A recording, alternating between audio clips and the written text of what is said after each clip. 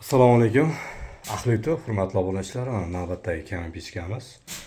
Namangan viloyati Kosonsoyga o'rnatib berdik. Videolar mana shu. Zakaz qilishdi, kelib mana o'rnatib, yoqib berdik. Xudo xolasa chotki kimga xizmatlar kerak bo'lsa, sarlavhada nomerlar qoldiramiz. Bemalol murojaat qilaverasizlar. Videoga like bosib, kanalda yangilar bo'lsa obuna qo'yasizlar. Hamma o'rnab kelib, o'rnatib yoqib berdik.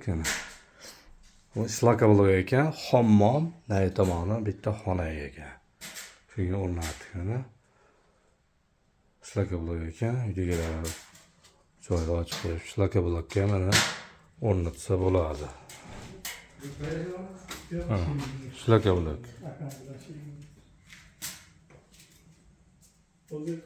Ishlaka blokda bir g'ish, o'sha ishlarga o'rnatsa bo'ladi. Ishlaka blokka mana orqa tomoni ozgina ko'proq chiqadi. Old tomoni ozgina kamroq chiqadi. Mana yoqib ishladik. Xudo xolasa tortishlari o'ta go'zal.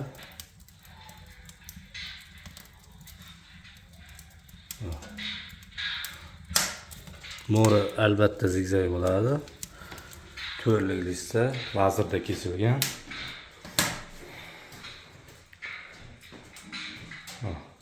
Old tarafi xizmatlar vodiy bo'ylab bemalol aloqaga chiqaverasizlar. Uyga sement qum shiperdan chiqadigan bo'lsa bitta azbestni qoladi. Qolgan ham yo'qdan borib o'rnatib yoqib beramiz. Agar bu joy tashab ketilgan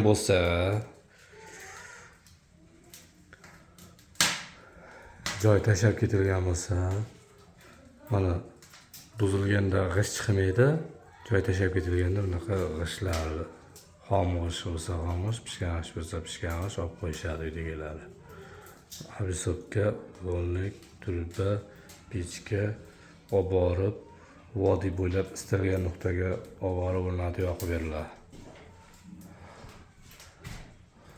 Sog' bo'lasizlar, salomat bo'lasizlar.